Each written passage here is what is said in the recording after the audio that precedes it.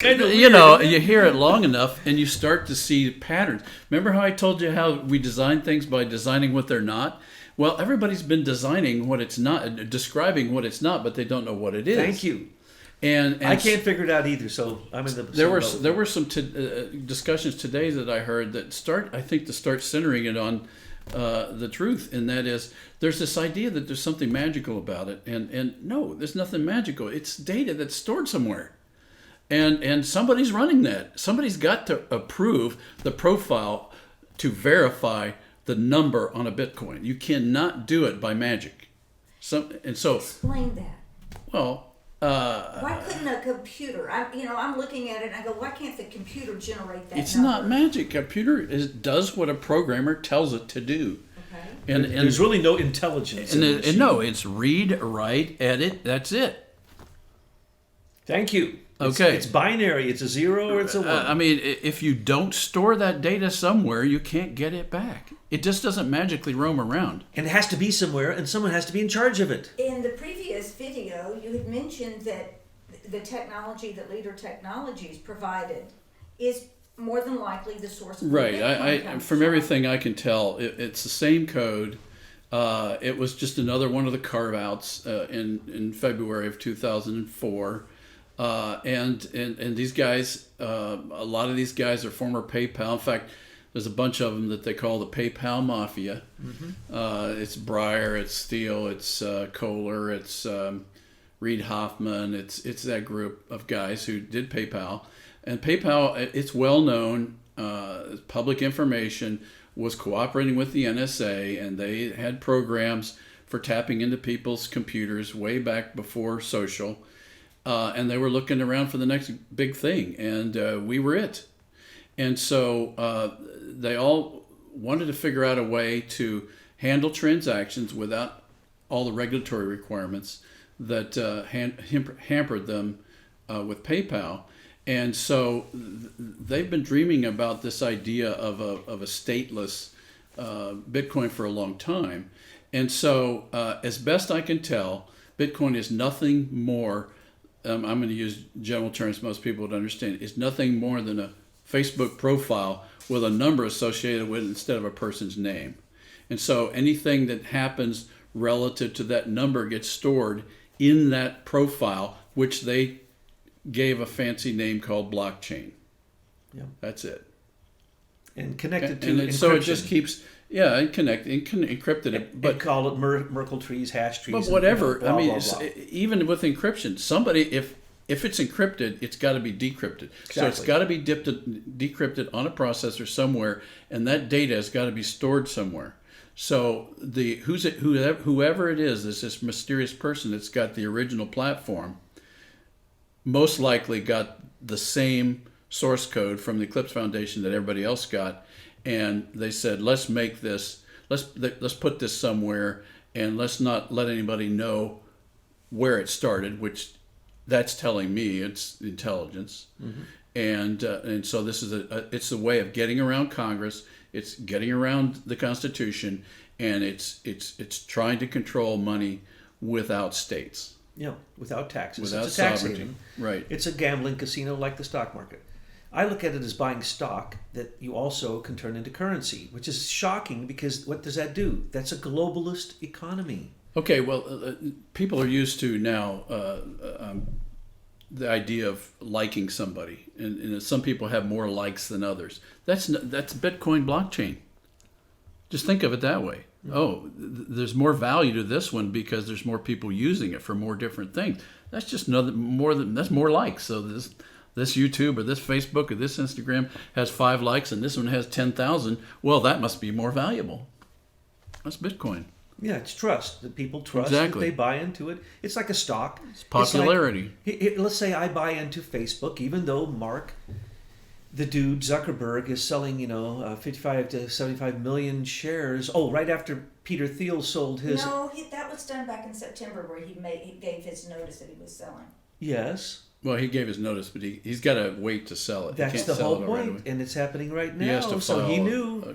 Filing. This is insider trading. He knew exactly what he was doing. Now, my question to you is, James Breyer, Do we know what he's done with his shares of Facebook? But anyway, Yes. I'm getting a Yeah, little bit off the track. insider trading reports on SEC Edgar show all that. Is he selling too? Oh, he's been selling from the beginning. I mean, he dumped like $6.3 billion worth of his stock on day 3 of the Facebook IPO. Some listeners may not know who James Breyer is. James Breyer is the founder of Excel Partners, a close partner of the CIA InQtel program, a venture capitalist from Silicon Valley, who is the official first outside money in Facebook. He was also the chairman of the National Venture Capital Association in 2004, along with InQtel, along with Fidelity Investments, along with Kleiner Perkins, who were all a part of this group around the Eclipse Foundation that basically made the social networking market what it is today. And he was in the dark pool before Facebook had its IPO, and then later Excel gave Facebook huge amounts of money. Is that the way that went? Well, Excel put in about 14 billion. Yeah. Not billion, a million in Facebook in 2005. Yeah. Peter Thiel had put in 500,000 before that, and word is that Reid Hoffman put in money before that and was probably his coach at Harvard. So Excel's been there from the beginning to make this market. I'm asking these questions to underscore what you said earlier. Really, Bitcoin it's a trust system. It's like a stock. Let's say that we were the insiders, like the Russian Uri Milner, who was the student of Larry Summers, who gave all that money to his good buddy, Dude Zuckerberg, so that, because he knew it was going to be big, right? The same thing with Bitcoin. The people who bought it for $1 are pretty happy now that it's 11,000, right? Well, if you had the insider trading knowledge of that, just like with all these big Well, companies. how about McAfee saying that he would eat his private parts If he it didn't get go to- up to 500,000 of Bitcoin? 550,000. Is he an insider? He's CIA. He came out of Trusted Information Systems. He's strictly NSA CIA. He has come forward and said he's the second largest miner of Bitcoin. He has said it's going up. Well, of course, if he's mining it, he's telling everybody to buy it. But why did he say there was going to be a cap at 550? Mark my words. Sell at 540, because these guys know ahead of time. That's my point. So I'm trying to create this picture for you. Bitcoin. It's an experiment that got out of hand. Right. Oh, so was Facebook. So was Google. So was ARPANET, which became the internet. It was a DARPA project that it got out of hand. These things are all out of hand because they've become controlled by a few people, centralized monopolies, tech lords, okay? So if we want to say, oh, Bitcoin, I don't trust it. I'm not going to buy it for $1 a coin. That'd be kind of foolish. Now am I going to buy it for $10,000 or $11,000 a coin? Yeah, it's going up. I got trust in it now. Everybody else has trust in it. Oh my gosh, I'm going for it, right? What is that? That's the same thing that happened with all the groups, all the companies out of IBM Eclipse. That's the stock market. They had the insider trading. They know where it's going. And anything that splits, because Bitcoin has now forked twice, right? Any stock I know that forks is corrupt. And in some cases, then they fall afterwards. So Nobody out there should take any stock advice from. No stock advice from me. Okay. Betsy is the one with the master's degree. None of us. We are just talking about the origination of Bitcoin because a lot of folks want to know. Yeah, I don't understand it. So nothing I'm saying count on whatsoever. So this is the my first opinion. explanation I've heard from Michael McKibben as to its source that makes sense to me. And now Yes. I will be very careful in going forward, making sure that I'll play that game, but I'm going to get out before it crashes. I'm going to speculate. This is Betsy. This is strictly speculation. This does not come from the conclave, okay? Because I don't understand Bitcoin, but I do understand the CIA and the NSA, and I do understand corruption because I work for those people. Right. So it has to be corrupt because they hid the sources of it, Right. and mythical sources. Okay, Zuckerberg is a myth. Bezos is a myth. Yes. Peter Thiel is a myth. These are myths. These are cardboard cutouts.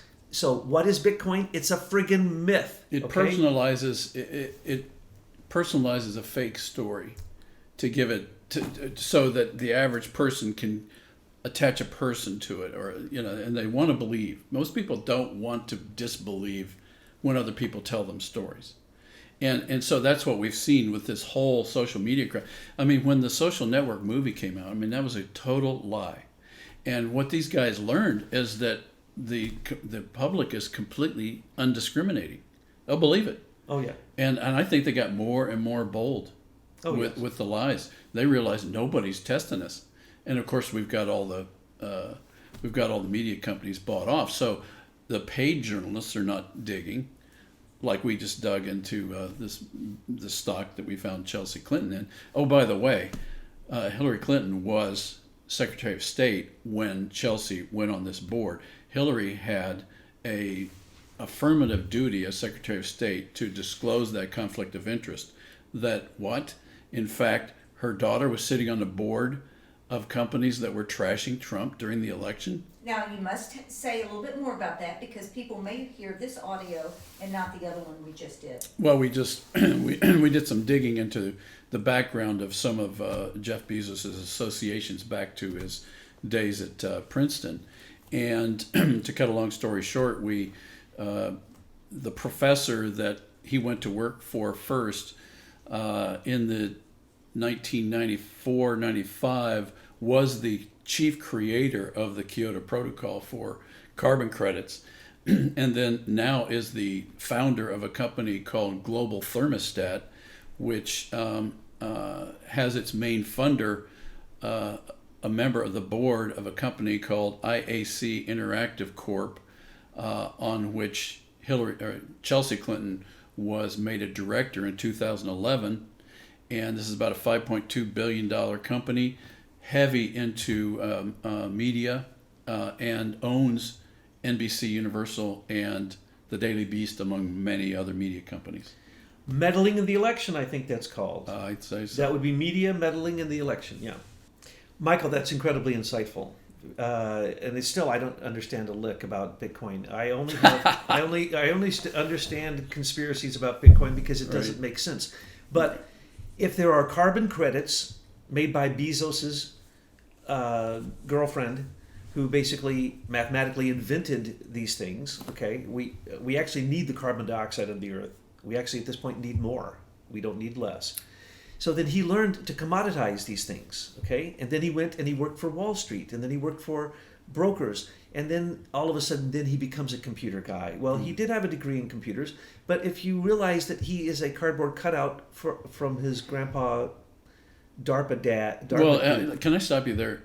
When you look at his resume and you realize he did have a computer experience. Yes. But he didn't work in computers in these companies. So when you're in that business and you don't see somebody that's coding all the time, and then all of a sudden magically he comes out with a product, you know he didn't code it. In his garage, why are you questioning this? Just like Bill Gates in his garage, and just like all of them in their garage. Coders get on a roll, and if they're not on a roll, they don't do good code. Look, dude Zuckerberg did it in a dorm room, probably with two other guys in the room during finals week, in an hour with a keg of beer. In 1 week with a keg of beer. That's his story. I don't know why you would ever question that. You drank the Kool-Aid of the Social Network movie, obviously. That wasn't true?